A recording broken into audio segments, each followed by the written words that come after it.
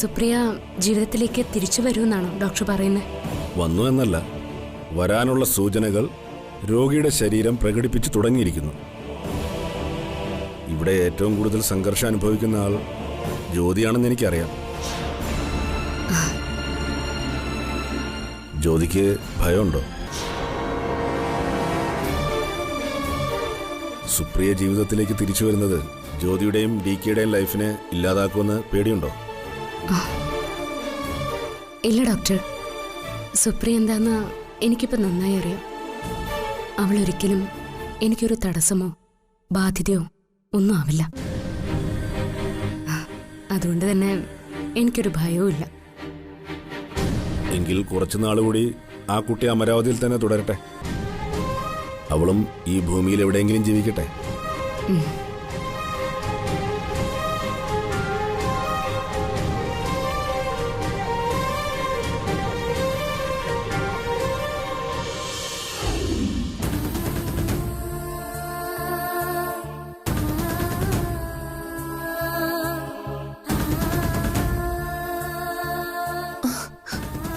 Doctor എന്താ പറഞ്ഞത്? തൽക്കാലം അമരാവതിയിൽ നിന്നും നിന്നെ എങ്ങോട്ടും വിടണ്ടെന്നാ ഡോക്ടറുടെ തീരുമാനം. അസുഖം ഭേദമാവും തന്നെയാ ഡോക്ടർ ഉറപ്പിച്ച് പറയുന്നത്. അപ്പോ ഞാൻ മരിക്കില്ലല്ലേ? അല്ല, എന്താ നിന്റെ മുഖത്തൊരു സംശയം? അല്ല, ജീവിതത്തിന്റെ തമാശയെക്കുറിച്ചൊന്ന് ആലോചിച്ചു പോയതാ ഞാൻ. ഒരിക്കലും ജീവിതത്തിലേക്ക് തിരിച്ചു വരില്ലെന്ന് നീ ഉറപ്പിച്ച് പറഞ്ഞതുകൊണ്ടാ നിന്നെ ഞാൻ അമരാവതിയിൽ താമസിപ്പിക്കാൻ തീരുമാനിച്ചത്. ഇപ്പോ നിന്റെ അസുഖം കുറയുന്നു എന്ന് ഡോക്ടർ പറഞ്ഞപ്പോ എനിക്ക് ചിരിക്കണോ കരയണോ എന്നറിയില്ല. DKയുടെ സാമീപ്യമാണ് നിന്റെ അസുഖത്തിന് കുറവുണ്ടാക്കിയതെന്ന് ഡോക്ടർ പറയുന്നത്. നീ എനിക്ക് ഒരിക്കലും ഒരു തടസ്സമോ ബാധ്യതയോ ആയിരിക്കില്ലെന്നാ അകത്ത് ഞാൻ ഡോക്ടറോട് പറഞ്ഞിട്ട് പോകുന്നത്. അതങ്ങനെ തന്നെ ആയിരിക്കുമല്ലോ അല്ലേ? പക്ഷേ എനിക്കറിയാം സുപ്രിയ, ഇനി ഒരിക്കലും അങ്ങനെ ആവില്ല. അതുകൊണ്ട് അകത്ത് ഡോക്ടറോട് പറഞ്ഞതിൽ ഞാനൊരു മാറ്റം വരുത്താൻ തീരുമാനിച്ചു. അടുത്ത മാസം ചെക്കപ്പ് കഴിയുന്ന ദിവസം വരെ നിനക്ക് അമരാവതിയിൽ താമസിക്കും. പക്ഷെ അത് കഴിഞ്ഞ് പിറ്റേ ദിവസം നീ തിരിച്ചു പോണം.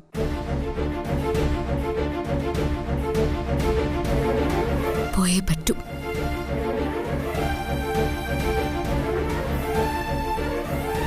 ഇല്ല ജ്യോതി, തൽക്കാലം നീ പറയുന്നതനുസരിക്കാൻ എനിക്ക് പറ്റില്ല. ഉടനെയൊന്നും അമരാവതിയിൽ നിന്ന് ഞാൻ തിരിച്ചു പോവില്ല. അതിനൊരു കാരണമുണ്ട്. വാ, വരാൻ.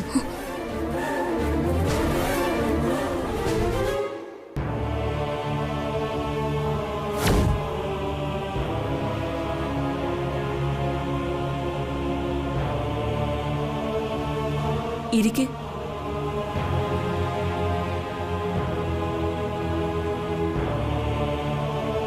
എന്തിനാ ഇങ്ങനെ അന്തം വിട്ട് നിൽക്കുന്നേ? ഇരിക്കടോ.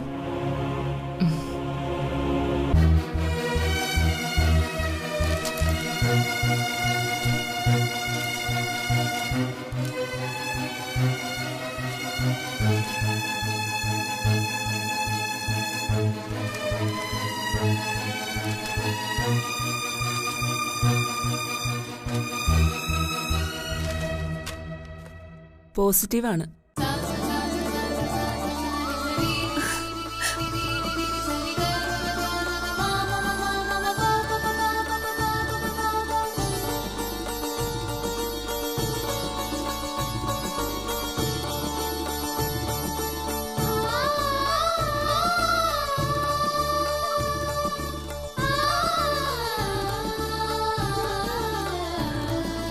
ഏയ്, എന്താ ഇത്? സന്തോഷിക്കല്ലേ വേണ്ടത്?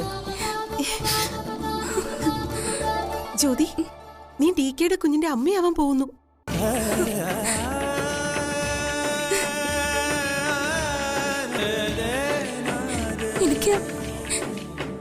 എനിക്കിത് വിശ്വസിക്കാൻ പറ്റുന്നില്ല.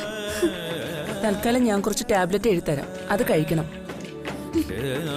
15 ഡേയ്സ് കഴിഞ്ഞ് ഹസ്ബൻഡുമായിട്ട് വരണം. ഓക്കെ? ശരി ഡോക്ടർ. എന്നാ പിന്നെ ഞങ്ങൾ ഇറങ്ങട്ടെ ഡോക്ടർ. ആ പിന്നെ ജ്യോതിയെ കുറച്ചുകൂടി കെയർ ചെയ്യണം. ഭാരമുള്ളതൊന്നും എടുക്കരുത്, സ്റ്റെപ്പ് കയറരുത്. തൽക്കാലത്തേക്ക് അടുക്കളയിലൊന്നും കയറാൻ പോകണ്ട. അവിടെ വേറെ ആൾക്കാരുണ്ടല്ലോ, അവര് ചെയ്യട്ടെ. എല്ലാം ഞാൻ നോക്കിക്കോളാം ഡോക്ടർ. ഇനി ഇവളെ കെയർ ചെയ്യേണ്ടത് എന്റെ ഡ്യൂട്ടിയാ. Very good. Thank you doctor. എന്നാ പിന്നെ ഞങ്ങൾ ഇറങ്ങിക്കോട്ടെ. ശരി. ശരി.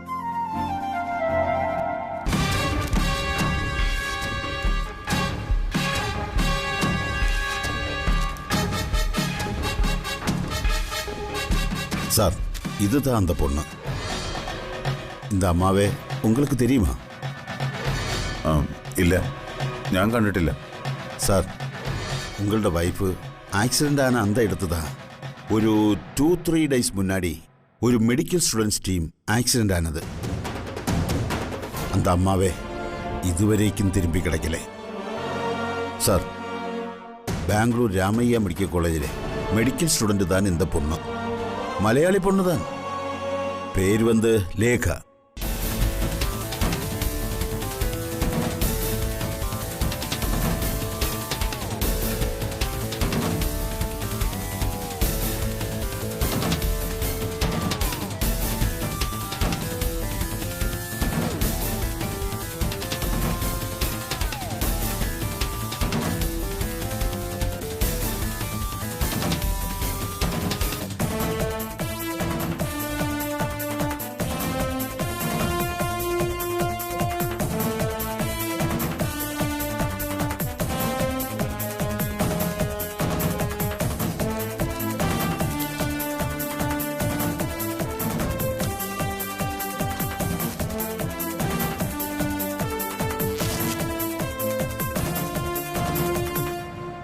வரேன் சார்.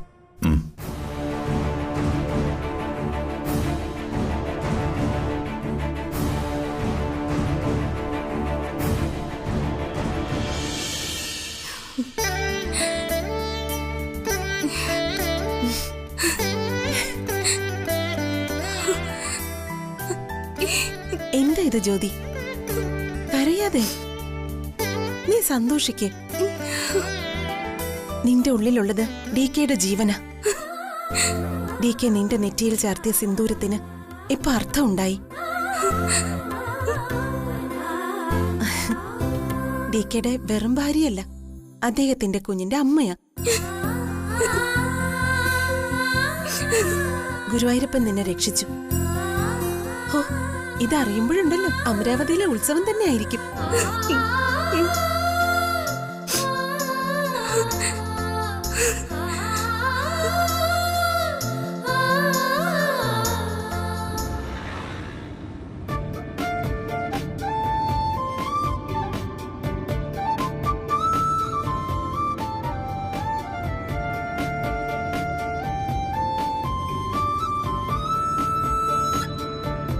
നീ എന്താ ആലോചിക്കുന്നേ? സന്തോഷിക്കണോ സങ്കടപ്പെടണോ എന്നറിയാത്ത അവസ്ഥയല്ല ഞാനിപ്പോ. നീ ഇങ്ങനെ ടെൻഷൻ അടിക്കേണ്ട ഒരു കാര്യമില്ല. നീ പ്രഗ്നന്റ് ആണെന്ന് അറിയുമ്പോ ഏറ്റവും കൂടുതൽ സന്തോഷിക്കുന്നത് DK ആയിരിക്കും.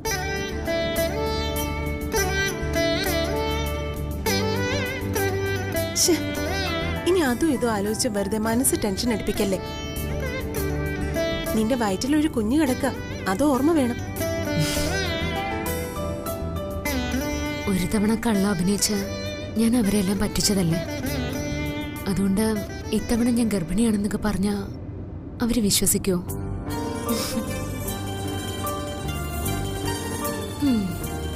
പുലി വരുന്നേന്ന് പറഞ്ഞിട്ട് അവസാനം ശരിക്കും പുലി വന്നപ്പോ ആരുമില്ലെന്ന് പറഞ്ഞ അവസ്ഥയിലായി.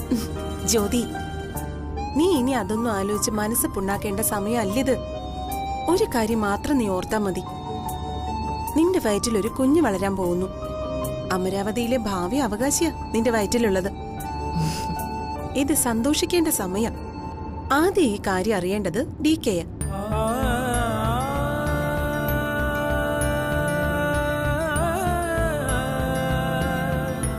എന്നാ പിന്നെ നമുക്ക് ഓഫീസിലേക്ക് പോയാലോ? ആ ആ അവിടെ വെച്ചാവുമ്പോ ഹിറ്റ്ലറിനോട് സമാധാനത്തെ കാര്യങ്ങൾ സംസാരിക്കാലോ. സുപ്രിയ, ഇത് കേൾക്കുമ്പോ ഹിറ്റ്ലറിന് വലിയ സന്തോഷവും അല്ലേ? സംശയം എന്താ? ഏറ്റവും കൂടുതൽ സന്തോഷിക്കുന്നത് DK തന്നെയായിരിക്കും. എത്രയോ കാലം കൊണ്ട് DKയും അമ്മയും എല്ലാവരും അമരാവതിയിൽ ഒരു കുഞ്ഞിക്കാല് കാണാൻ കാത്തിരിക്കുക. ഇത് കേൾക്കുമ്പോ ഉണ്ടല്ലോ സന്തോഷം കൊണ്ട് നിന്നെ പൊക്കിയെടുക്കും.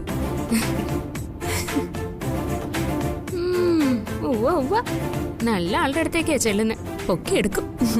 നീ നോക്കിക്കോ, അവിടെ ചെല്ലുമ്പോ ഉണ്ടാവുന്ന സന്തോഷം കണ്ടേ നീ അമ്പരക്കും.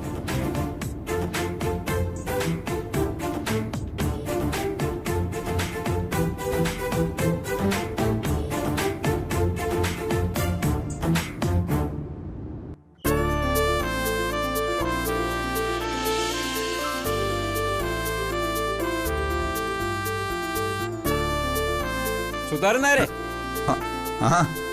പിള്ളേ, താനിത് എവിടെയായിരുന്നു? ഞാൻ 2 ദിവസമായി തന്നെ അന്വേഷിക്കായിരുന്നു. ഞങ്ങളെ 2 ദിവസമായിട്ട് പ്രിയമോളുടെ വീട്ടിലായിരുന്നു. അങ്ങനെ വരട്ടെ. നിങ്ങൾ രണ്ടുപേരും മുത്തച്ഛനും മുത്തശ്ശിയും ആകാനുള്ള സന്തോഷത്തിലാണല്ലോ. പിന്നല്ലാതെ വയസ്സുകാലത്ത് വരണ്ടുണങ്ങി പോകുന്ന നമ്മുടെ ജീവിതത്തിലേക്ക് ദൈവം തരുന്ന മഴത്തുള്ളികളല്ലേടോ നമ്മുടെ കൊച്ചുമക്കള്. അല്ല, തന്നോട് ഇതൊക്കെ പറഞ്ഞിട്ട് എന്ത് കാര്യം? തനിക്ക് 24 മണിക്കൂറും അമ്പലവും ഉത്സവമൊക്കെ തന്നെയല്ലേ ഉള്ളൂ. അക്കാര്യം പറയാനാ ഞാൻ തന്നെ അന്വേഷിച്ചത്. നമുക്കുടനെ അമ്പല കമ്മിറ്റി വിളിക്കണം, ഉത്സവം നടത്തണ്ടേ? വേണം. ഇത്തവണ നല്ല അന്തസ്സായിട്ട് തന്നെ ഉത്സവം നടത്തണം. അതിനു മുമ്പ് താൻ ജയിലിലേക്കൊന്നും പോകത്തില്ലല്ലോ അല്ലേ? ഇല്ലടോ പിള്ളേ, അതിനൊക്കെ ഇനിയും സമയമുണ്ട്. ഇനി അഥവാ ജയിലിൽ പോയാലും ഉത്സവം കാണാൻ പരോളൊക്കെ കിട്ടും. ഉത്സവം കാണാൻ പരോള് കിട്ടുമോ? അതൊക്കെ കിട്ടുവടോ. താവാ, നമുക്ക് കുറെ വിശേഷങ്ങൾ പറയാനുണ്ട്. വീട്ടിൽ കയറി ചായ കുടിച്ചിട്ടിരിക്കാം. അതെ, ഇത്തവണ ഉത്സവത്തിന് ചെലവ് കൂടുതലായിരിക്കും.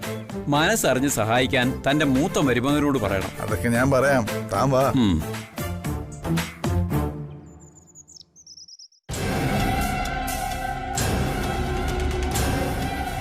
എന്താ നിങ്ങൾക്ക് രണ്ടുപേർക്കൊന്നും പറയാനില്ലേ? ഈ സ്ഥാപനത്തിൽ ജോലി ചെയ്യുമ്പോൾ ഇവിടുത്തെ രീതികൾക്കനുസരിച്ച് വേണം നിങ്ങൾ പെരുമാറാൻ. ആളുകൾക്ക് കഴിക്കാനുള്ള ആഹാരമാണ് നമ്മളിവിടെ ഉണ്ടാക്കുന്നത്. അത് ശുദ്ധമായിരിക്കണം, വൃത്തിയുള്ളതായിരിക്കണം, രുചിയുള്ളതായിരിക്കണം. ഒരു കസ്റ്റമർ തരുന്ന പണത്തിന് തുല്യം മൂല്യമുള്ളതായിരിക്കണം. ഒരു അബദ്ധം പറ്റിയതോ സാറേ? ഇനി അത് ആവർത്തിക്കാതെ ഞാൻ ശ്രദ്ധിച്ചോളാം. Excuse me.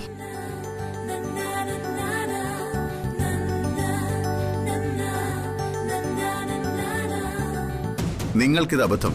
പക്ഷേ ഭക്ഷണം കഴിച്ചവർക്ക് എന്തെങ്കിലും ജീവൻ അപകടം പറ്റിയിരുന്നെങ്കിലോ ആര് സമാധാനം പറയും?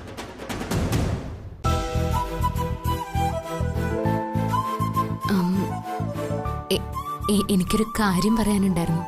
ഇവിടെ ഒരു അത്യാവശ്യ കാര്യം സംസാരിച്ചുകൊണ്ട് നിൽക്കുന്നത് നീ കണ്ടില്ലേ? നമുക്ക് വൈകുന്നേരം സംസാരിക്കാം. ഞാൻ ഹോസ്പിറ്റലിൽ പോയിട്ട് വരാം. ഹരിപ്രിയയുടെ ടെസ്റ്റ് ഒക്കെ നടത്തിയില്ലേ?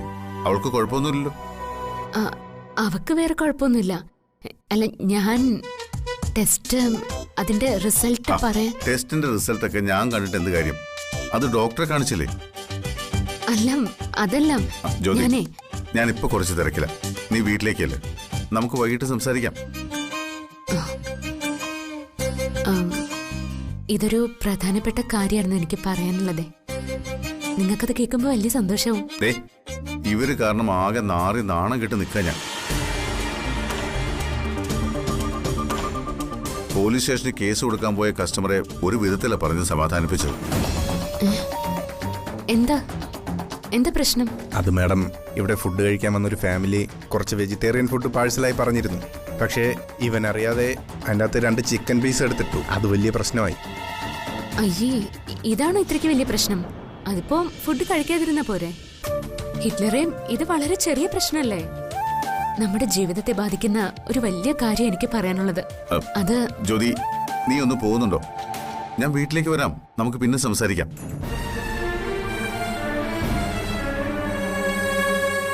എന്തായാലും എനിക്കിപ്പോൾ സംസാരിക്കാൻ സമയമില്ല. എനിക്ക് അത്യാവശ്യമായി കസ്റ്റമറുടെ വീട് വരെ ഒന്ന് പോകണം. ഒരിക്കൽ ഞാൻ നിങ്ങളൊക്കെ വിഷമിപ്പിച്ചതാ. അന്ന് അങ്ങനെ ചെയ്യേണ്ടി വന്നതിൽ ഞാൻ ഒരുപാട് സങ്കടപ്പെട്ടിരുന്നു. പക്ഷേ ഇപ്പൊ ദൈവം തന്നെ ആ സങ്കടം മാറ്റിയിരിക്കുവോ? ആ, ഞാൻ നിന്നോട് പറഞ്ഞില്ലേ ജ്യോതി, നമുക്ക് വീട്ടിൽ വെച്ച് സംസാരിക്കാം. നീ ഇപ്പൊ പോ. ചെല്ല്. അത് ചെല്ല്.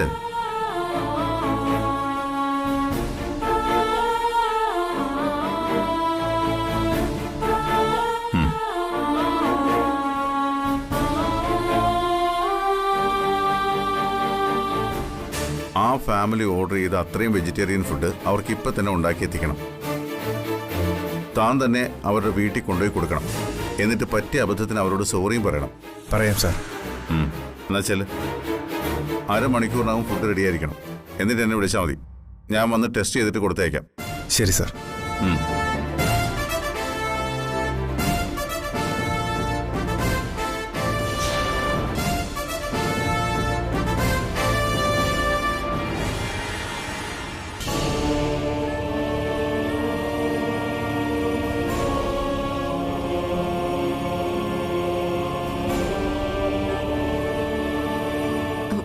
നീ ഇങ്ങനെ നിരാശപ്പെടണ്ട. DK എന്തെങ്കിലും തിരക്കുണ്ടാവും അങ്ങനെയൊക്കെ പറഞ്ഞത്. എത്ര തിരക്കുണ്ടെങ്കിൽ എന്താ, സ്വന്തം ഭാര്യ ഒരു കാര്യം പറയാൻ വരുമ്പോ അതൊന്ന് ശ്രദ്ധിച്ചു കേൾക്കാനുള്ള ഒരു മനസ്സെങ്കിലും ഒന്ന് കാണിക്കണ്ടേ? നീ അത് വിട്. പിന്നെ DK വൈകിട്ട് വീട്ടിൽ വരുമല്ലോ, അപ്പൊ പറയാം. എന്തൊക്കെ ആഗ്രഹങ്ങളോടെ അങ്ങോട്ട് പോയത്. ഓ, ഇത് കേൾക്കുമ്പോ സന്തോഷം കൊണ്ട് എന്നെ പൊക്കിയെടുത്ത് വട്ടം ചുറ്റിക്കുമെന്ന് നീ തന്നെയല്ലേ പറഞ്ഞത്? ആകെ കോളമായി.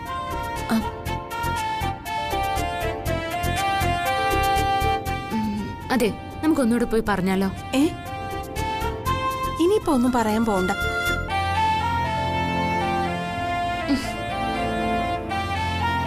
എന്തേ?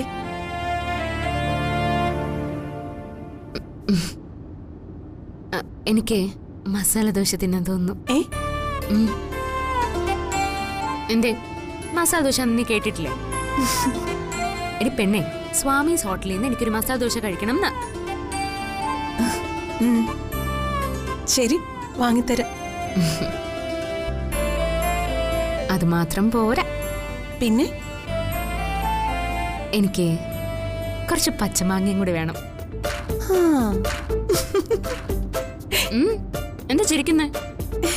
നീ പറയുന്ന കേട്ടാ തോന്നും നിന്റെ വയറ്റിൽ കിടക്കുന്ന കൊച്ചിന്റെ ഉത്തരവാദി ഞാനാണെന്ന്. ആ കുറച്ച് ഉത്തരവാദിത്വം നിനക്കുണ്ട്.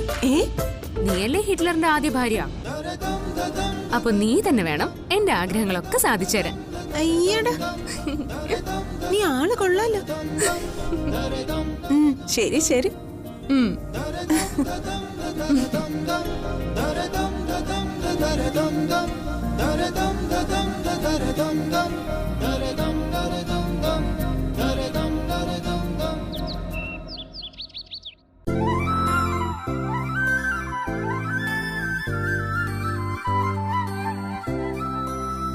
മൈ ലിറ്റിൽ കണ്ണ, ഞാൻ എങ്ങനെയാ നിന്നോട് നന്ദി പറയണ്ടേ?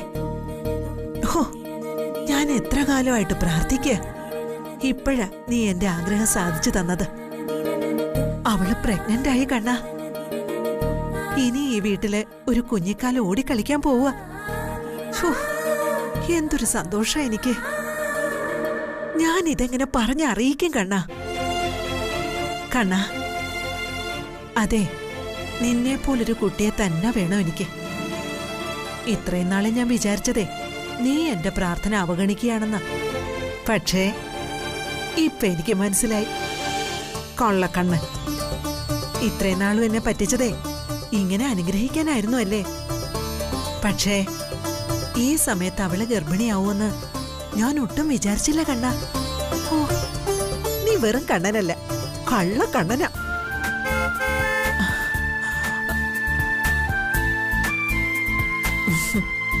കണ്ണ, ഞാൻ ഇപ്പൊ വരാമേ. ആരാന്ന് നോക്കട്ടെ. എന്റെ കൃഷ്ണ ഗുരുവായൂരപ്പ.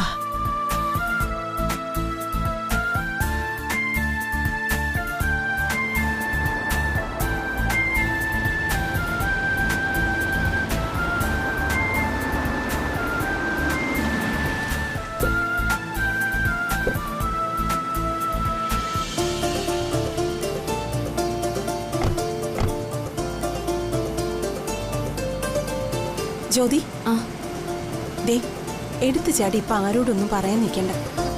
ഒരിക്കൽ നിന്റെ കയ്യിൽ നിന്ന് ഒരു അബദ്ധം പറ്റിയതുകൊണ്ട് ഇപ്പൊ പെട്ടെന്ന് വിശ്വസിക്കണമെന്നില്ല.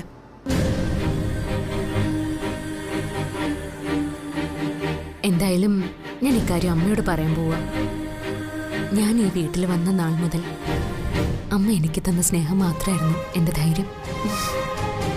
ഈ വീട്ടിലൊരു കുഞ്ഞിക്കാല് കാണാൻ വേണ്ടി ദിവസവും കണ്ണന്റെ മുമ്പിൽ കരഞ്ഞു പ്രാർത്ഥിക്കുന്ന അമ്മയോട് ഈ സന്തോഷ വാർത്ത ഞാൻ എങ്ങനെ പറയാതിരിക്കുക? അമ്മയുടെ സ്നേഹത്തെക്കുറിച്ച് എനിക്ക് മറിച്ചൊരു അഭിപ്രായമില്ല. നിന്നേക്കാൾ മുൻപ് ആ സ്നേഹം അനുഭവിച്ചവളാ ഞാൻ.